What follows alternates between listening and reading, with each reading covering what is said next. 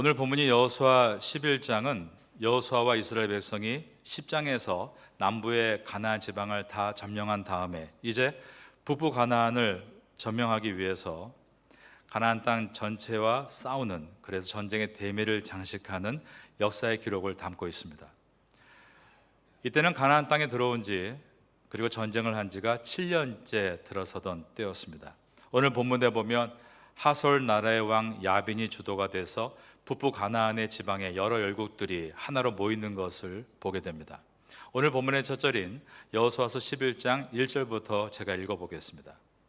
하솔 왕 야빈이 이 소식을 듣고 마돈 왕 요밥과 시므론 왕 악삽 왕과 및 북쪽 산지와 긴네롯 남쪽 아라바와 평지와 서쪽 돌의 높은 곳에 있는 왕들과 동쪽과 서쪽의 가나안 족속과 아모리 족속과 헷 족속과 브리스 족속과 산지의 여부스 족속과 미스바 땅 헤르몬산 아래 히위 족속에게 사람을 보내매 이처럼 모든 종족들이 함께 모여오고 있습니다. 4절의 말씀입니다. 그들이 그 모든 군대를 거느리고 나왔으니 백성이 많아 해변에 수많은 모래 같고 말과 병거도 심이 많으니라고 되어 있습니다. 갈수록 전투가 치열해지고 있는 것입니다. 전쟁이 막바지에 이르렀을 때 적이 전력을 극대화해서 가장 큰 전쟁을 준비하고 있었습니다. 우리는 오늘 본문을 통해서 우리의 믿음 전쟁도 갈수록 치열해진다는 것을 우리가 미리 생각하고 대비할 수 있어야 합니다. 올해가 32일이 남았습니다. 연말에 다다를수록 우리의 믿음을 넘어뜨리려는 전쟁이 더 치열해질 것입니다. 가장 큰 전쟁은 내 마음에서 일어나는 전쟁입니다. 죄를 짓고 싶은 유혹이 끌어오를 때 그 죄와 싸우는 전쟁이 가장 치열한 전쟁인 것입니다. 오늘 우리는 여호수아서가 보여주는 이 승리를 마음에 담음으로 마지막 순간까지 우리의 마음에서 일어나고 있는 믿음의 전쟁에서 승리하기를 바라겠습니다. 그래서 앞에 보이는 글귀와 같이 올해 마지막 12월 31일 성구 영신 예배 때는 여러분 마음의 정상에 믿음의 깃발을 꽂을 수 있는 선도가 될 수 있기를 예수님의 이름으로 축원합니다. 지금 11장 4절에서 강조하고 있는 것은 북부 가나안의 연합군대의 힘이 이스라엘의 전력과는 비교가 안 될 만큼 크다는 것이었습니다. 4절에서 그들이 모든 군대를 거느리고 나왔으니 백성이 많아 해변에 수많은 모래 같고 말과 병거도 심이 많았으며 5절을 보면 이 왕들이 모두 모여 나와서 이스라엘과 싸우려고 메론 물가에 함께 진쳤더라. 이스라엘 백성들과 가나안 북부 족속의 전력의 차이가 혁혁하게 비대칭을 이루고 있다는 것을 말하고 있는 것입니다. 이것은 믿음의 전쟁은 수량으로, 물량으로, 힘으로 하는 것이 아님을 보여주고 있습니다.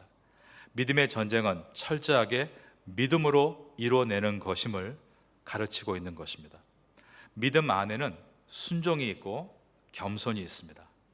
그런데 믿음 밖에는 자기 생각이 있고 교만이 있습니다.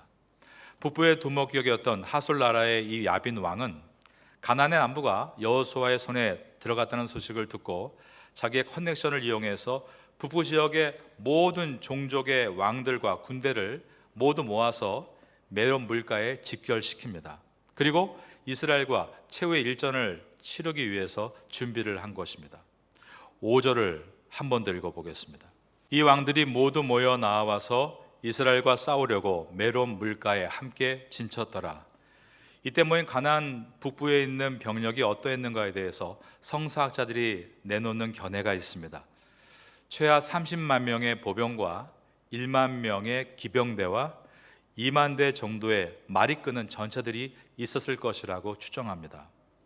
전력으로 봤을 때 이 사람의 계산으로는 가나안 북부 동맹군들을 결코 이길 수 없는, 가나안 북부 동맹군 입장에서는 결코 질 수가 없는 전투였던 것입니다.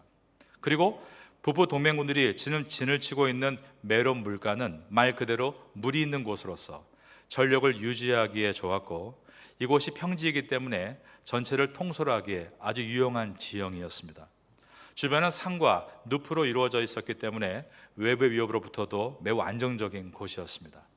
무엇보다 그들에게는 이스라엘이 없는 말과 병거들이 있었습니다. 그러므로 그들은 자만에 빠져 있었습니다. 이번에 이스라엘에게 절대로 질 수 없는 전쟁이 될 것이다며 교만해 있었습니다. 반대로 이스라엘 백성들에게 이번 전쟁은 자신이 없었습니다. 이길 수 있을 거라는 가능성이 매우 희박해 보였던 것입니다. 그러나 크리스찬들에게는 이러한 절망감은 오히려 희망을 낳게 합니다. 왜냐하면 자신을 의지할 수 없기 때문에 하나님만을 의지하게 되고, 자만할 수 없기 때문에 겸허하게, 겸손하게 하나님의 말씀을 듣게 되기 때문입니다.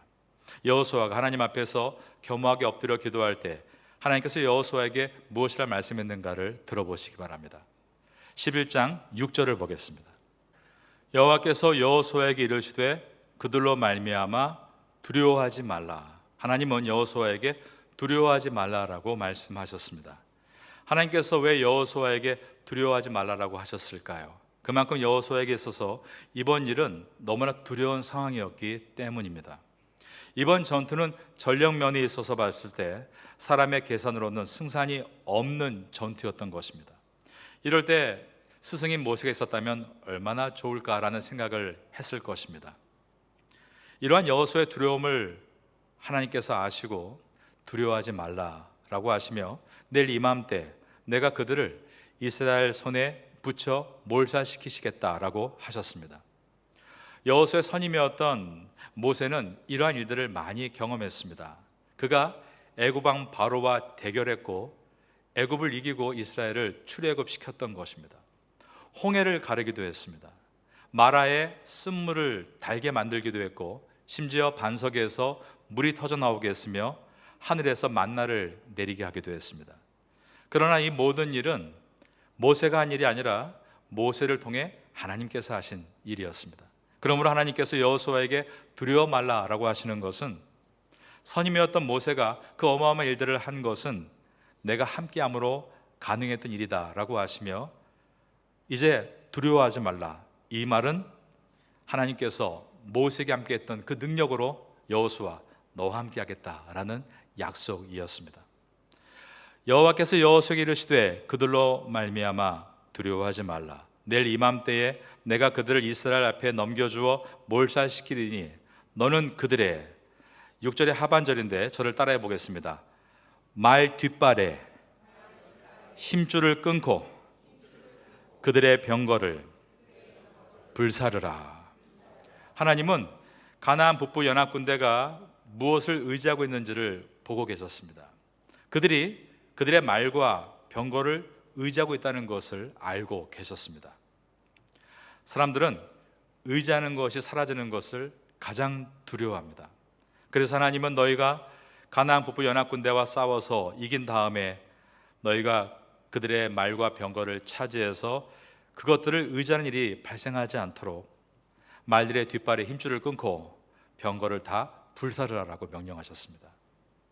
사람들은 무엇이 사라지는 것을 가장 두려워하고 있을까요? 오늘날 사람들은 돈이 사라지는 것을 가장 두려워합니다. 이 말은 그들이 돈을 가장 의지하고 있다라는 증거가 됩니다. 만일 여러분이 하나님이 사라지는 것이 돈이 사라지는 것보다 더 두려울 수 있다면 그것은 여러분이 하나님만을 의지하고 있다는 증거가 됩니다. 그런 증거를 보여준다면 바로 그를 참 크리스찬이라고 말할 수 있을 것입니다. 그러나 교회 안에서도 하나님이 사라지는 것보다 돈이 사라지는 것을 더 두려워하는 사람들이 많이 있습니다. 저는 큰 돈을 주어본 적이 있고 큰 공돈을 들어올 뻔했던 경험이 있습니다. 큰 돈이 든 지갑을 주었는데 지갑 안에 연락처로 연락을 해서 소포로 그 지갑을 그대로 보내주었습니다. 이것을 불미스럽게 처리함으로 하나님과 멀어지고 싶지 않았기 때문입니다. 한국을 방문했을 때 은행에서 환전을 하는데 직원이 1만 원권 50장을 잘못 알고 5만 원권 50장으로 주었습니다. 5만 원권을 처음 나왔던 때라서 그랬는지 실수를 한 것입니다. 좀 딱딱한 직원이었는데 제가 뭔가 잘못했다라고 말을 하려 하자 귀찮다는 듯 뭐 할 말 있냐 저를 쏘아보았습니다. 그래서 제가 1만 원권을 5만 원권으로 잘못 줬다고 했더니 깜짝 놀라면서 얼굴이 빨개지는 것이었습니다. 마음 같아서는 왜 귀찮게 구느냐, 접수를 안 받으려는 사람에게 안 받겠다는데 하고 그냥 갈 수도 있겠지만, 그 일로 인해서 저희 한국 여행이 하나님과 멀어지는 여행이 될까 봐 무안함을 무릅쓰고 정정했던 것입니다. 제가 25년 전부터 한동대학교 학생들과 선교를 해왔습니다. 지금은 담임 목사이기 때문에 거의 교회에만 있지만 선교사 시절에는 한동대에 여러 번 방문해서 한동대 채플 시간에 예배도 인도하고 생활관을 방문하기도 했습니다. 20여 년 전 처음 갔을 때 받았던 충격은 게시판이었습니다. 어디에서 길을 걷다가 돈을 주었다 메모와 함께 1만 원이 앞쪽에 꽂혀 있었습니다. 그런데 그 돈을 아무도 가져가지 않는 것이었습니다. 잃어버린 물건들, 시계라든가 또 지갑 같은 것들이 게시판에 붙여 있었습니다. 학생들이 주운 돈을 가지려고 하지 않고 게시판에 붙여 놓은 이유는 그들도 그 돈 때문에 하나님과 멀어지고 싶지 않아서였을 것이고, 주인이 아니기에 그 돈을 떼가려는 학생이 없는 이유도 마찬가지로 그들도 하나님과 멀어지고 싶지 않기 때문이었다, 그런 생각이 들었습니다. 제 이야기가 벌써 20여 년 전의 이야기니 지금은 한동대학교가 어떤지는 모르겠습니다만 제 마음에 지금도 그랬으면 좋겠다라는 마음을 갖습니다. 오늘날 많은 사람들은 내 삶에서 하나님이 사라지는 것보다 돈이 사라지는 것을 더 두려워하는 것 같습니다. 이런 오늘 시대에 내 인생에 하나님이 사라지는 것이 돈이 사라지는 것보다 더 두렵습니다라는 마음을 가진 사람이 살고 있다면 하나님께서 그를 어떻게 보실까 생각하게 됩니다. 돈이 사라지는 것이 두려우면 돈에 매이가 되고, 사람, 인맥이 사라지는 것이 두려우면 인맥에 매이게 됩니다. 마찬가지로 하나님이 사라지는 것이 두렵다면 오직 하나님께 매일 수 있습니다. 그리고 하나님께 매일 때 우리는 이 세상 모든 것에 매이지 않을 수 있는 담대함을 가질 수 있는 것입니다.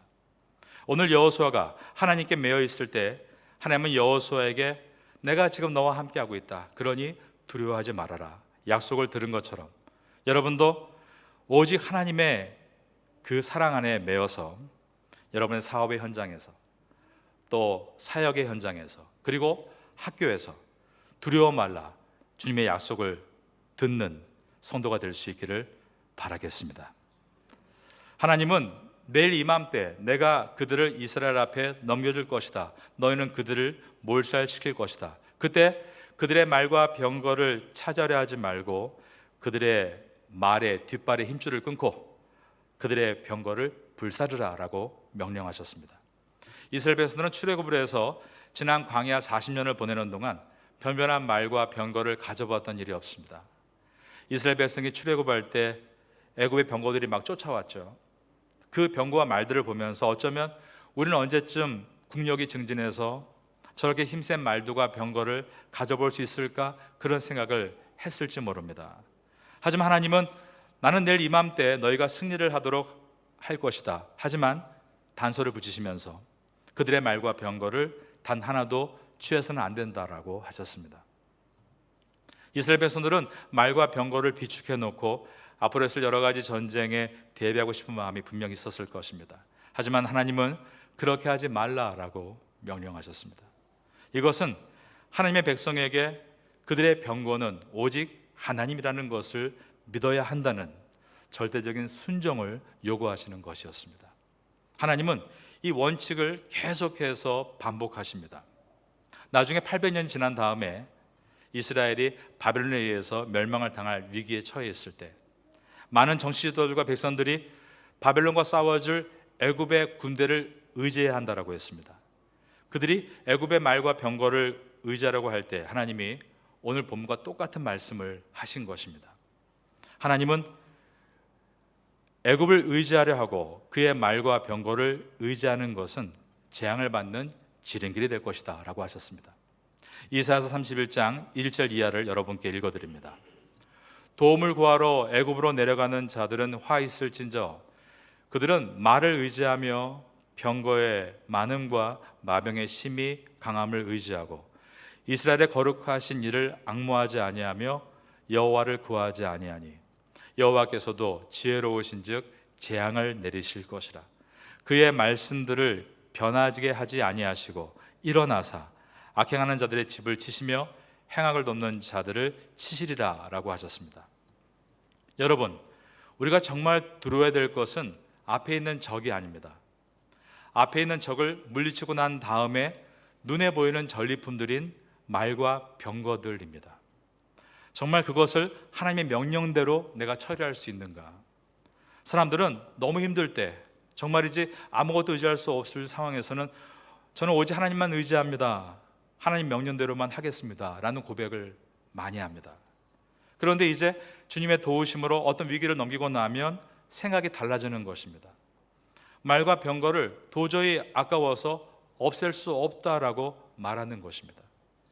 가나안 북부의 연합군과 싸워 물리치는 것보다 이기고 난 다음에 얻을 수 있는 전리품인 말과 병거들을 하나님의 명령대로 포기해야 되는 싸움이 더 힘든 우리에게 남겨진 믿음의 전쟁입니다. 사람들은 원칙을 어기는 것을 쉽게 생각합니다. 내가 하나님 앞에서 가진 원칙이 있었습니다.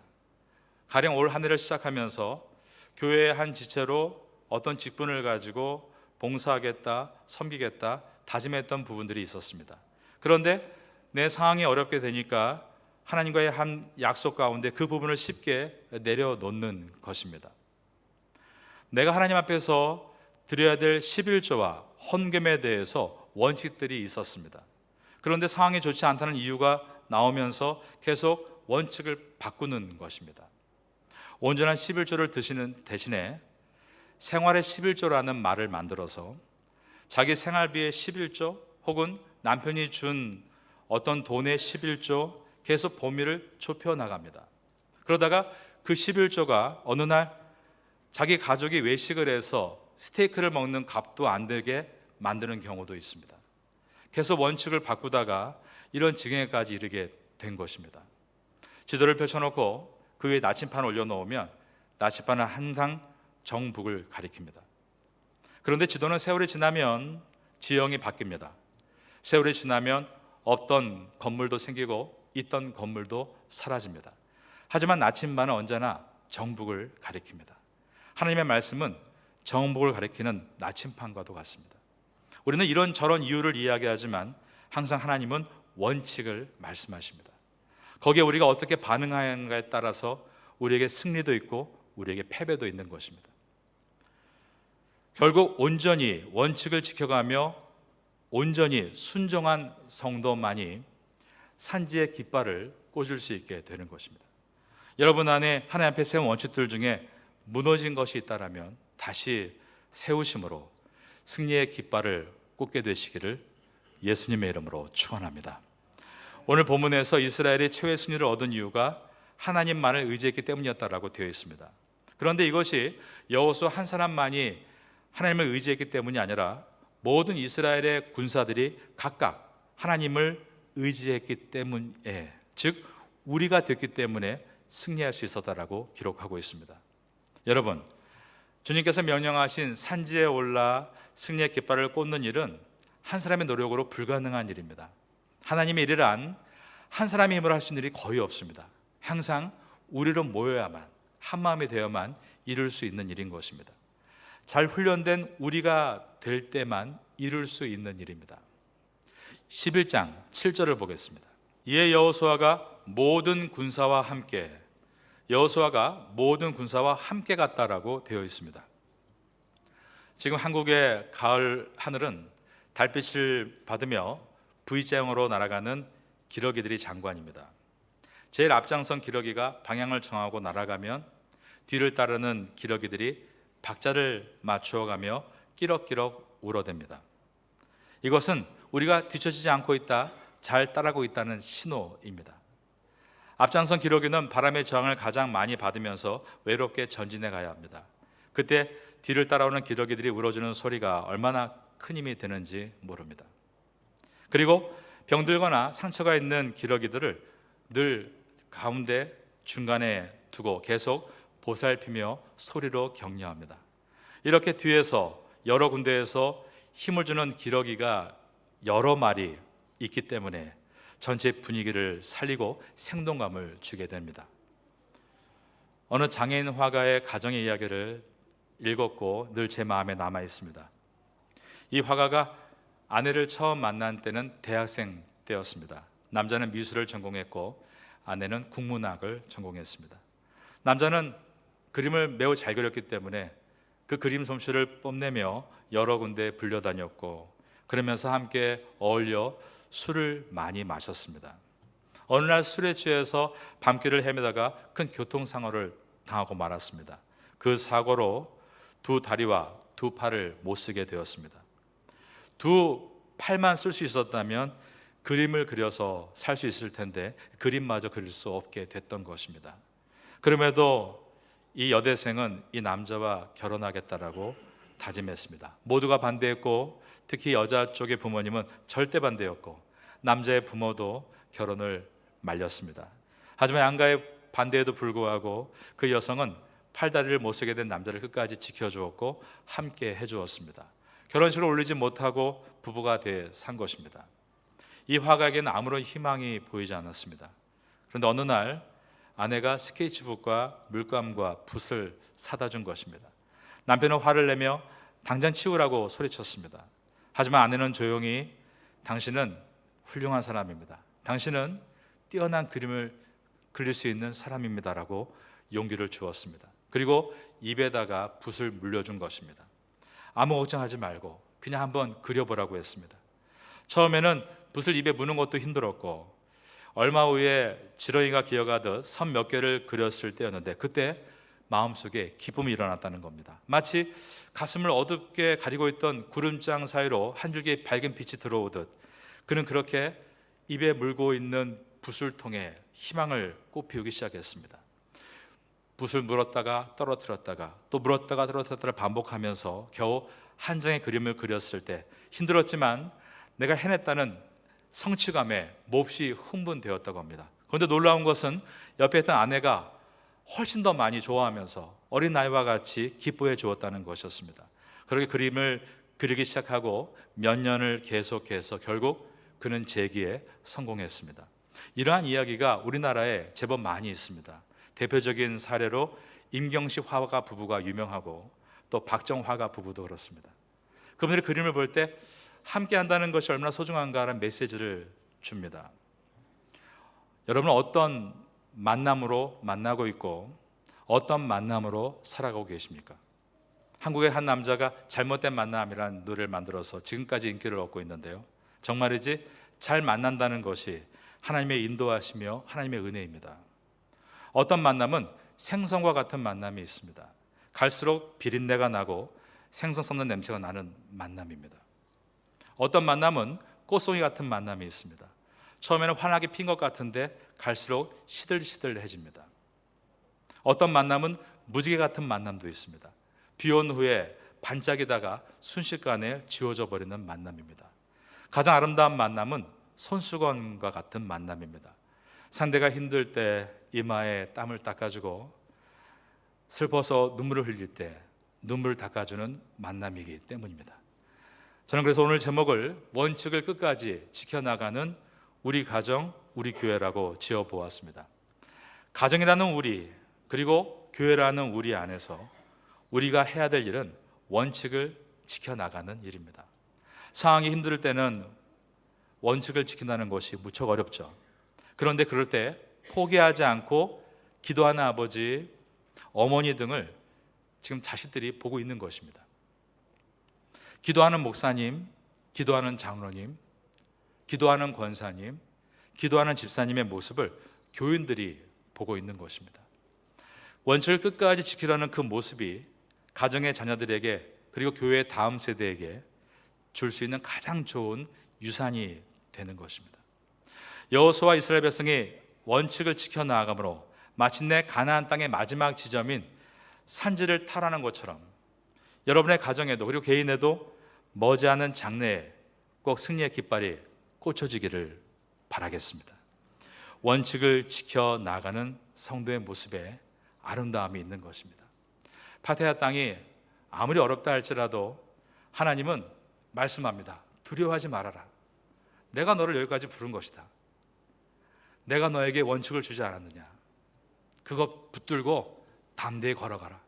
그러면 너는 목적지에서 배회하는 인생이 아니라 반드시 내가 얻게 된 사명의 자리에 산 정상에 깃발을 꽂을 수 있는 믿음의 사람이 될 것이다 말씀하시는 것입니다.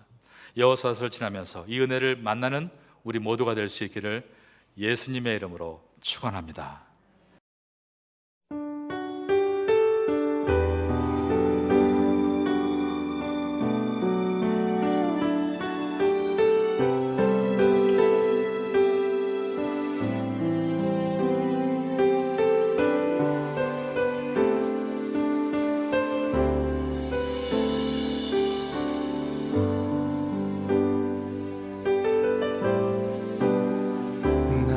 주님께 찬양 드리며 그 크신 사랑 주 임재 감사해. 어두움 속에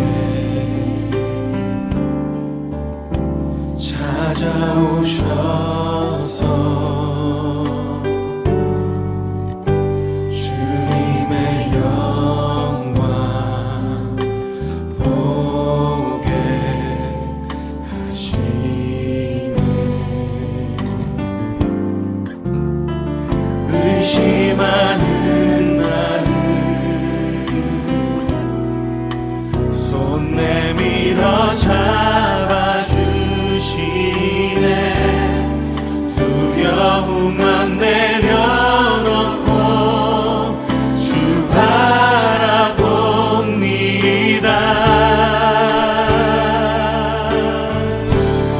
주님을 보게 하소서. 나를 붙드소서. 내 뜻과 생각 내려놓고 주님 앞에 나 엎드려 주의 음성 기다리니 나를 부르실 때